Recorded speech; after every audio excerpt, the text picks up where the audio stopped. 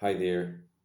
Good to be here today. This is English Coach, and you're with Simon here. And I'm here to talk to you today about how a habit transforms over time into a mindset. A few of the background ideas to this conversation today are first off, frequency, that the habit is practiced often enough during a month. We're talking about something that you practice more than 2 or 3 times a week. Ideally, something that you could do once a day, every day. And we're talking about almost all aspects of your life. So we could be talking about fitness, finance, family, any of those things, and any other things related to your life, sports, hobbies, interests, these kinds of things that you actually physically do or mentally practice as well that can get better over time. And I think human beings have a difficult relationship with the word perfection. You're probably thinking, why do human beings have a difficult relationship with the word perfection?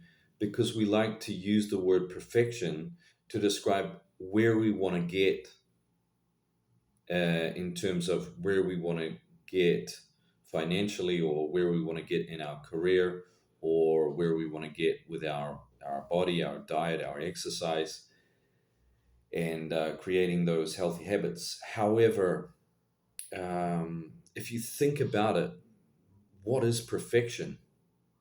Can perfection actually exist?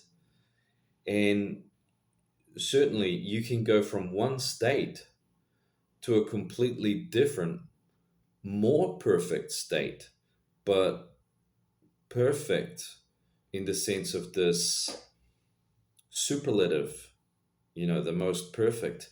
I don't know if it truly exists. So, for this conversation, I'd like to omit the word perfect or perfection and focus on the boring processes that take us from mediocre to high performance, or to a level that we can gain extra rewards or an extra sense of who we are and who we are becoming, which is more exciting when you actually get there and feel it and experience that. And it's not one of those things that gives you a short term satisfaction, but gives you more of a longer term contentment.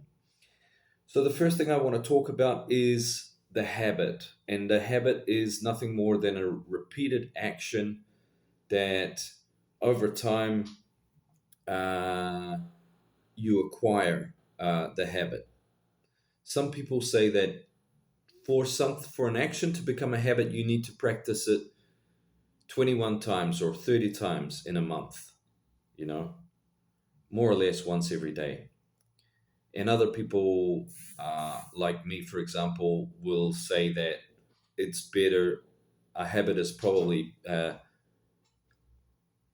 better understood as something that you can acquire over 3 months. I always add more time because I always think that these things, you can easily give up on them, and the moment that you give up on them, it's no longer a habit. It's something that you tried out for 30 days or 21 days.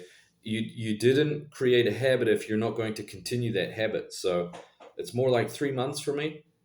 I think it's 3 months. That's when the habit is created, and that it starts to become your part of your life after 6 months. That means that you can remember it without any effort. You know what time of the day you'll do that job or that task or that sport or whatever it is.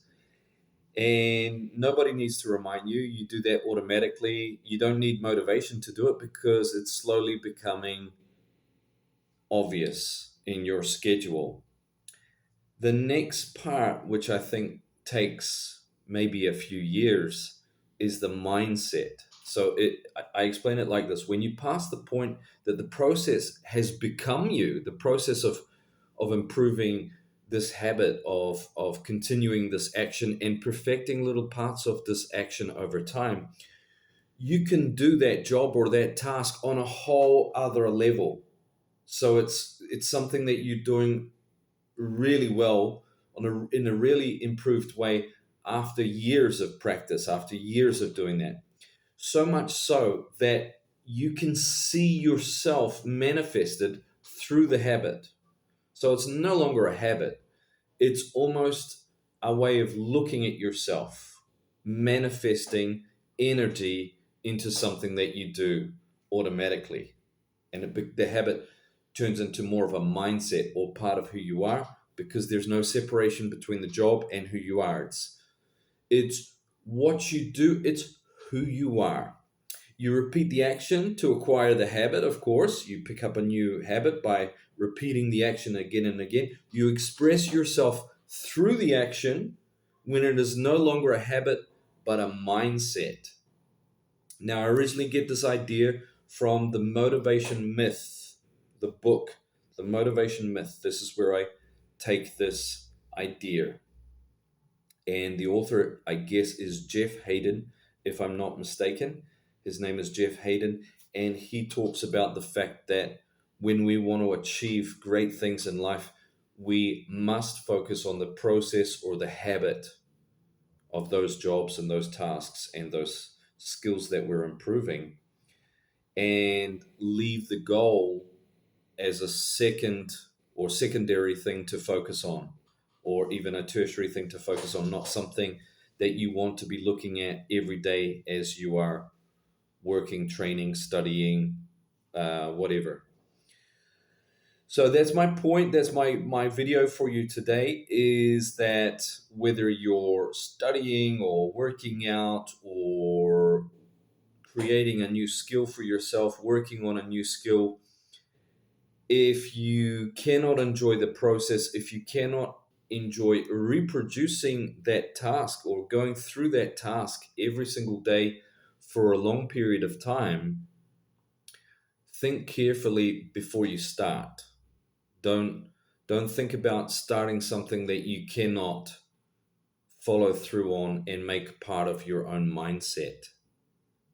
If you think it's going to give you big gains in the short term, then maybe you should